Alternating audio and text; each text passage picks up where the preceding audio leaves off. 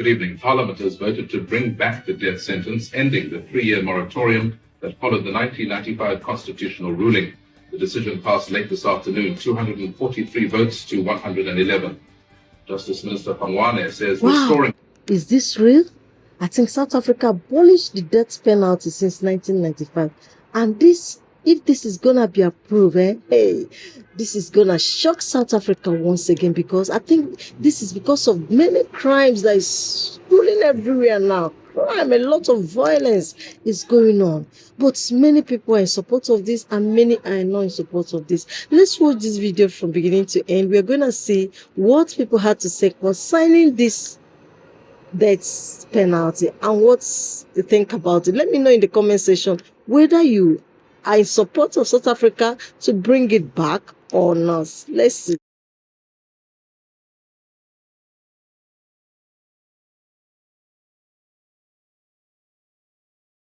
I am afraid South Africa needs the death penalty more than ever before. I was looking at the statistics. In 2023, 27,000 people were killed in 1 year. Just 1 year. That means 2 people every hour.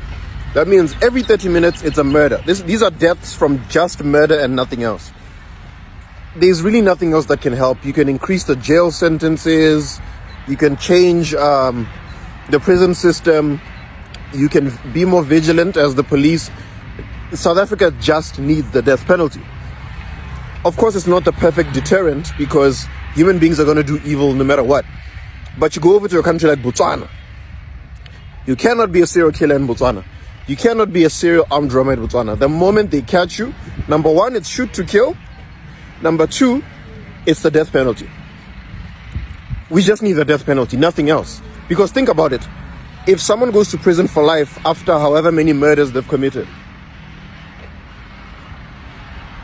whose money is it that is feeding them for 45 years behind bars?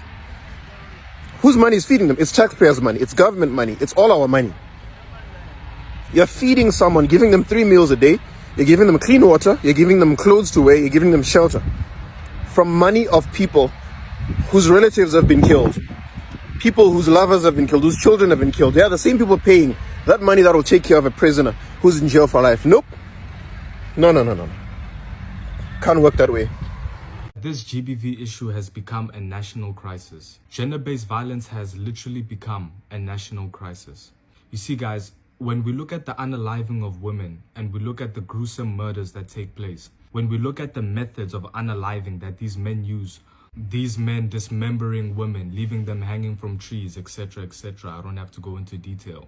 What we need to keep in mind is that these are men who do these things to women because they don't see women as being human beings. These men view women as objects. They have objectified women so much that dismembering their bodies is no different to them ripping off the limbs of an action figure or a doll. Upon me realizing just how sick these men are, as someone who was the biggest supporter of a death penalty, I've come to the conclusion that a death penalty will not do much in South Africa. And I'll tell you why. Guys, these people are sick. These people continue to commit these crimes because they don't fear the punishment. In fact, even in the instance where they were to fear the punishment, this is my problem. Guys, we can't live in a society where the only thing keeping people from committing crimes is the fear of punishment. That still reflects a problem with the moral fiber of our society. We need to live in a society where people don't want to commit these crimes in the first place. The question is, why do men commit these crimes towards women? The question is, why do men feel entitled to women's bodies? The question is, why do men unalive women and rape them at such a high rate? That's the question. We need to live in a society where we have a healthy moral fiber in which people don't want to do these things in the first place. Whether the punishment for rape and unaliving is 50 years or 2 years, it doesn't matter. We need to live in a society where men do not want to do these things in the first place. And it brings me to holding the previous generation of men accountable for raising our young boys incorrectly. We have a job to do, boys, and let's do it correctly. We need to teach young boys what it means to be a gentleman, to respect women, to value them, and to see them as human beings. Before 1994 in the Republic of South Africa, the death penalty was still a thing, meaning that the state could legally execute its citizens.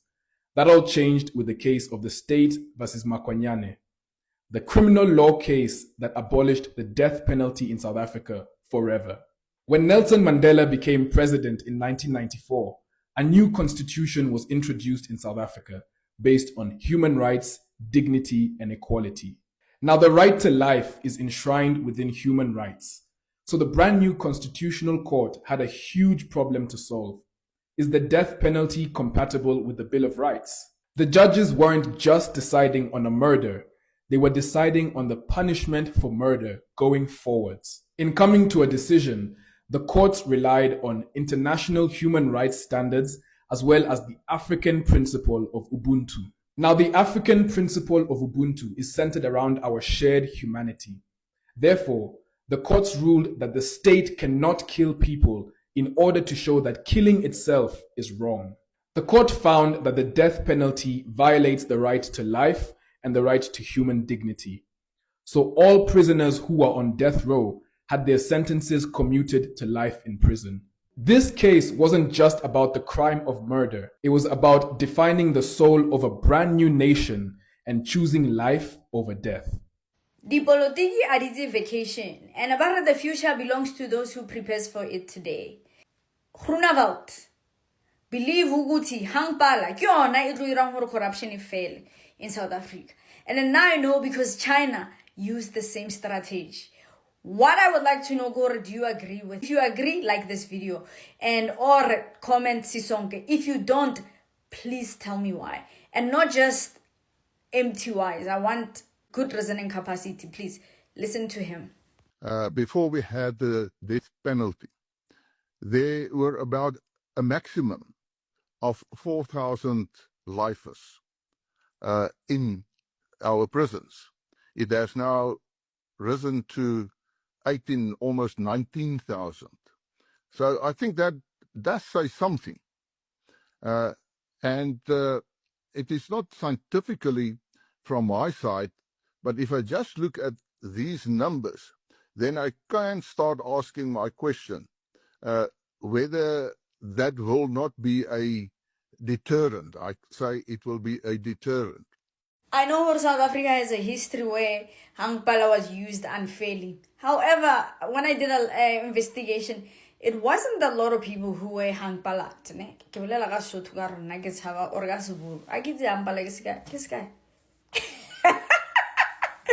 Anyway, but it worked in China. So some people, I know you're going to use the argument that here it didn't work for our people in the past.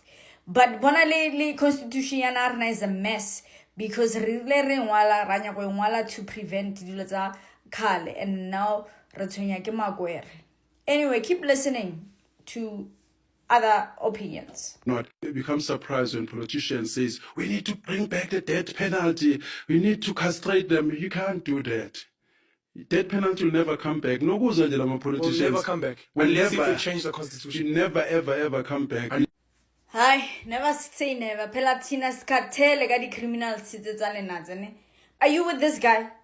If you are with him, say this guy. Say never. If you are with me, say Sisonke. 5 scary facts of the South African death penalty. 1. The standard method for carrying out executions was hanging, sometimes of several convicts at the same time. The gallows able to hang up to 7 people at a time.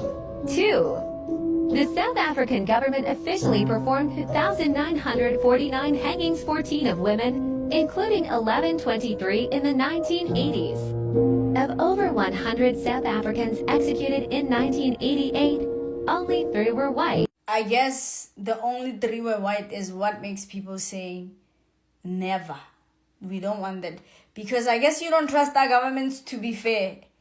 Hi guys, so Swensan, your corruption and gag. The executioner would come close the flag after he placed the rope around the neck, and he would then pull the mechanism that worked the gallows. 3.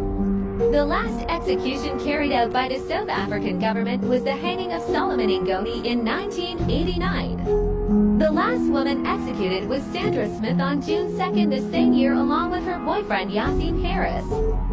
4. From the 1960s to the 1980s, the South African government executed 134 political prisoners in total. 5.